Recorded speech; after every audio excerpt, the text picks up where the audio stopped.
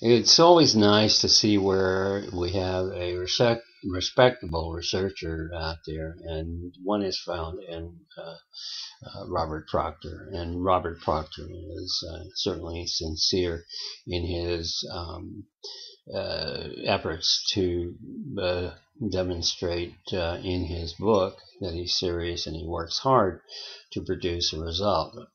To what extent advocacy works in this country, it it is for tobacco a limited arrangement today, and it certainly has been silent. He's a bit more blatant. He comes out and he does make some statements that are would be more like what we found years ago in before the master settlement agreement. So it's welcome, and it's good to see that a genuine academic with a historical background, a background in history rather, and the academics in the respect of a university can actually come out with some statements, particularly two statements. One, while we certainly agree, I certainly agree with him on the banning of tobacco. I came out with this a long time ago. Not that there's anything special about this, except that I really have not been able to find anybody else that thought that there was any possible way to do that. I actually did, and I did, in the time that in the time frame of the master settlement agreement. I thought that was possible, and the reasoning was related to a lack of involvement in some things. The other day, I had a chance to talk to a person who's doing some work in another country on tobacco, and it hasn't occurred to me, but this is the real problem. And when you are tethered to the industry, as these university people are, no, I'm not talking about Dr. Pryor. I'm talking about people who are in some way or other tethered to the tobacco companies through visitation, site visits, such as Dr. Martin Klein has been for years. He's a geneticist, but he has had on-site visitations. And one of the good things that comes out of a good historian is the fact that they're going to tell it. They should tell it like it is, and that's what Proctor does. He comes out and he says some things that need to be said, whereas most of the people who have been involved in the past have just not wanted to do that because they live next door, or they're pretty much quartered in the same academic community. However, from Robert Proctor's perspective, and certainly it's been my perspective for years, there is a university involvement. There's been forever. It goes back certainly as long as prior to 1954, and certainly after 1954, and you had a giant leap into every major university that had something to gain, and there was a cost sharing with the tobacco industry, where the tobacco industry would pay off the people involved in the research that kept them in litigation protection and in legislative protection. On this note, there's a real strong agreement with the basic idea of exposing these people, but it's not enough just to expose them. I mean, it has to be a persistent exposure of new people who come into this in a new way. And I'm wondering at this point, if that's ever going to be something that we actually find out. Simply because all of this is protected by the companies, by their lawyer involvement and their lawyer manipulation, not only of what goes into what's said, but what comes to the public. What is really, there are a couple of things that don't make a lot of sense to me, and this comes from somebody who's probably making a point, but is not. I don't think the point is quite there, that this is an acceptable way of looking at it. And then, of course, there are not too many ways that you can. I think to have a good cause in this, as such as the Proctor book, and some ideas, one of which is that nicotine can be lowered to the point that it really reduces the interest in nicotine, and for that reason, the FDA can regulate it to that extent. Well, I don't think that's. It's just like what I've always been saying. You can ban tobacco. Can you actually ban nicotine? Because that's how we have the product. We don't have it for any other reason. So, from that perspective, and the fact that I think he says in one point, the FDA regulation will allow anything such as particularly the reduction of nicotine, and if you can reduce it low enough, you're not going to get addicted. Well, true, but not very practical.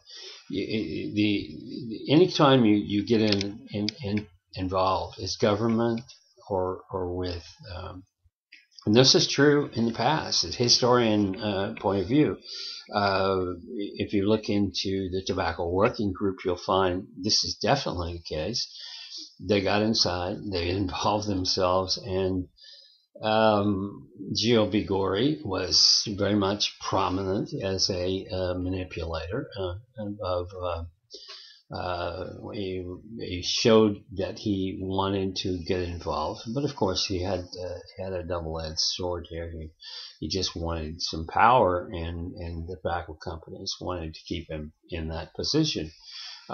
He came up with a solution and a resolution, which was, yeah, if you smoke less, or if you have, in some ways, a product that has a lot of holes in it, and you can't get as much cigarette nicotine, that leads to compensation, and compensation leads to more purchase of cigarettes, because if you can't get your nicotine, you're going to absolutely find it some other way. You can get more nicotine in a patch, so why would you want to smoke if you can get your nicotine fix in a patch? This seems to be the idea of bringing down or reducing nicotine is not a new thing. It certainly isn't a radical idea. This is something that has been prevalent throughout the history of modern development, even to the point of eliminating nicotine altogether. At that point, I think it's kind of in the direction of what they're doing with these non or smokeless cigarettes, which are really not cigarettes, they say. But I don't know how that would actually be reducing, because you're not going to buy these things unless you can actually produce it. And much of this is pretty well done in terms of futuristic thoughts of how to deliver nicotine. That's basically it. You've got an alternate way of delivering nicotine in terms of the patch. You've got the gum.